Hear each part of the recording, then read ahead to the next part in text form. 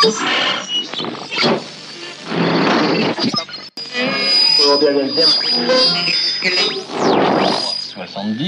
deuxième était le...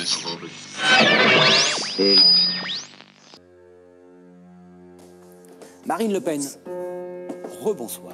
Je vous en prie. Vous faites partie des candidats qui, pendant de longues années, ont exprimé une forme d'admiration pour Vladimir Poutine. Est-ce que vous condamnez, en des termes très clairs, l'invasion de l'Ukraine? Et en termes de mots, de vocabulaire et de grammaire, est-ce qu'à vos yeux, Vladimir Poutine est-il un dictateur? Alors, j'ai condamné dès le début, évidemment, 1000 fois et de la manière la plus claire qui soit, cette invasion de l'Ukraine, pour une raison très simple d'ailleurs, c'est que quand je défends la souveraineté de la France, je défends en réalité la souveraineté de l'ensemble des pays du monde. Et j'ai une forme de cohérence parce que j'avais également dénoncé l'envahissement de l'Irak par les États-Unis à l'époque et la guerre qui avait été déclenchée en Irak. Donc moi, je suis pour la liberté des peuples à disposer d'eux-mêmes et je suis évidemment pour la défense de leur intégrité territoriale. Donc je n'ai aucune ambiguïté sur la condamnation que je porte sur la guerre qui est menée actuellement par Vladimir Poutine à l'Ukraine. Et sur Vladimir la Poutine qui est un autocrate, de ce dirigeant. très clairement. De la même manière, oui, mais bien sûr. Mais si vous voulez, on pourrait d'ailleurs accoler ce terme également aux dirigeants de l'Arabie Saoudite, du Qatar, de la Chine. Qu'est-ce qui lui manque? De la Chine, bien sûr. Marine Le Pen, que manque-t-il à Vladimir Poutine pour être, au sens du petit Robert, un dictionnaire, un dictateur? Est-ce qu'il faut qu'il réprime plus les manifestations, qu'il emprisonne plus de journalistes, qu'il ferme plus de radios, de télévision, qu'il truque plus les élections? Comme la Chine, le monde est plein de gens, vous savez, qui ne respectent pas la démocratie. Et croyez-moi que je ne m'en réjouis pas. Mais pourquoi rechignez-vous à utiliser le mot de dictateur? C'est ce qui doit intriguer les Français ce soir. C'est pas ça, c'est que si vous voulez, moi j'ai un président de la République, pardon, hein, il n'est pas de ma chapelle, hein, mais j'ai un président de la République qui est en train d'essayer de négocier la paix, qui est en pleine diplomatie. Je ne suis pas sûr que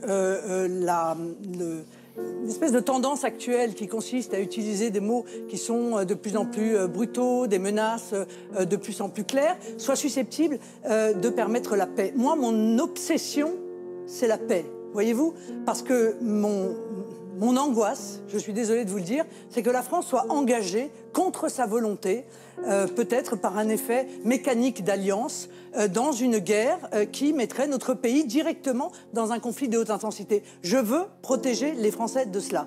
De la même manière que je veux protéger le pouvoir d'achat des Français, c'est-à-dire je veux les protéger des conséquences de décisions qui m'apparaîtraient irresponsables parce qu'elles auraient un effet direct sur l'économie de notre pays, sur les entreprises de notre pays et donc sur l'emploi dans notre pays et évidemment sur le pouvoir d'achat qui déjà est très largement entamé depuis le mois de septembre. Hein. Je vous le rappelle tout de même. Vous dites que vous êtes contre les sanctions les plus dures contre la Russie, précisément pour les raisons que vous venez de dénoncer, et qu'il n'y a qu'une solution diplomatique finalement face à Vladimir Poutine. Avez-vous l'impression que la diplomatie pourrait changer les choses? Avez-vous la recette que personne n'a encore trouvée? Non mais d'accord, mais enfin ça fait 10 jours, ou 15 jours si vous voulez, pardon. 19 mais jours. De toute façon, il n'y a pas 50 possibilités. La diplomatie est-il un langage qu'on peut comprendre? Ou la guerre ou la diplomatie.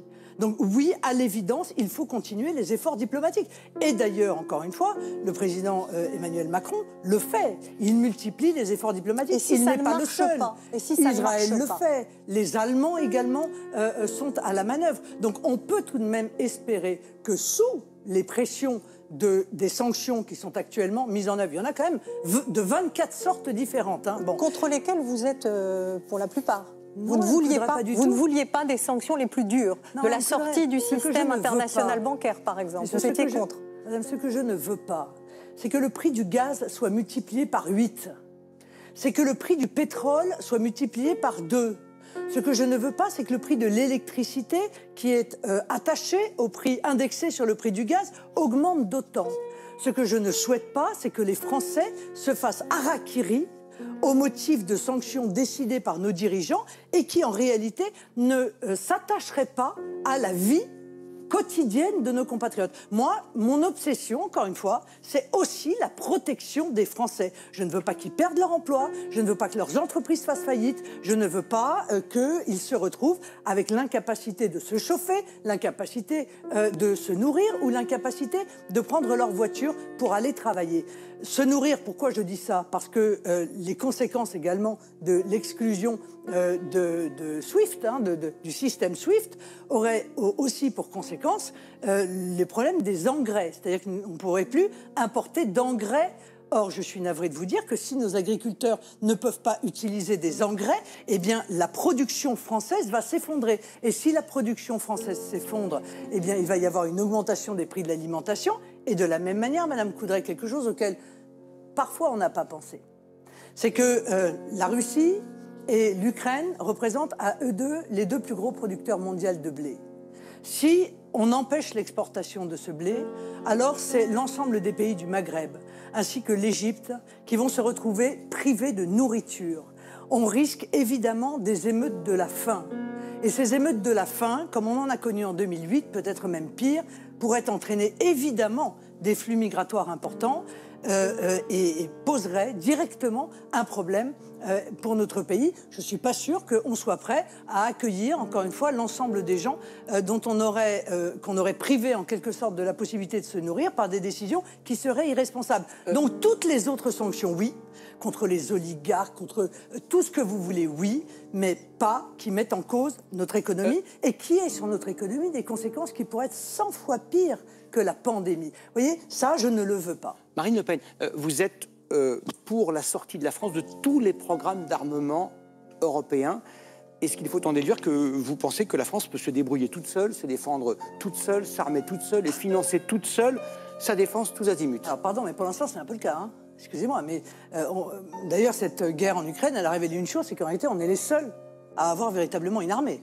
On n'a pas besoin d'alliés. Nous sommes les seuls. Les Allemands nous ont expliqué qu'ils n'avaient pas d'armée. Bon, donc nous sommes les seuls à avoir une dissuasion nucléaire. Et Dieu merci, cette dissuasion nucléaire, nous l'avons conservée. Les Britanniques. Dieu merci, parce que j'ai lu dans un livre là récemment que lorsque Emmanuel Macron, par exemple, était à la commission Attali, il avait envisagé de supprimer la dissuasion nucléaire en disant ça ne sert à rien, les Allemands n'en ont pas. Bon, heureusement, nous en avons une et je tiens évidemment à la conserver. Vous, président, vous augmenterez le budget de la défense, par exemple? Oui, je l'augmenterai à 55 milliards, parce qu'aujourd'hui, notre armée est à l'os. Alors certes, on a augmenté un petit peu le budget, mais en réalité, on a augmenté un peu le budget, mais pour rattraper des défaillances très lourdes de munitions, de remplacement de matériel et également de nos armées. Mais merci de parler de nos armées, parce que ça me permet de rappeler tout de même à ceux qui nous écoutent qu'il y a plus de 3000 soldats qui sont actuellement au Mali, qui se battent, qui se sont battus seuls, pour le coup, qui n'ont pas été aidés financièrement. L'Union européenne, par exemple, ne nous a pas apporté d'aide financière, alors que nous défendions non seulement Mais au Sahel, on est aidé par les la Américains. France, mais je crois l'ensemble de l'Europe on peut se passer des Américains aux groupes armés terroristes. Au Sahel, ils nous aident beaucoup au niveau des renseignements. On ne va pas se passer des Américains, c'est la raison pour laquelle moi je ne souhaite pas sortir de l'OTAN. Je souhaite sortir du commandement intégré de l'OTAN. Mais très honnêtement, sur l'armée européenne, on peut s'interroger. Parce que vient de décider l'Allemagne? Parce que si vous voulez, l'armée européenne, c'est aussi l'idée qu'il y a une coopération entre les pays européens. On pourrait s'attendre à ce que l'Allemagne, par exemple, décide d'acheter, des avions français. Eh bien non, elle achète des avions américains. Bon, donc il y a encore beaucoup à dire sur ce sujet, mais je crois que la France doit avoir une autonomie, doit avoir une indépendance, tout en restant dans le traité transatlantique, mais doit avoir la capacité aussi de pouvoir se défendre. S'il faut se défendre et se défendre mieux, la France doit-elle construire un deuxième porte-avions nucléaire? Oui, éventuellement, pas pour, à mon avis. Enfin, moi, je ne l'ai pas envisagé pour le premier quinquennat, peut-être pour le deuxième.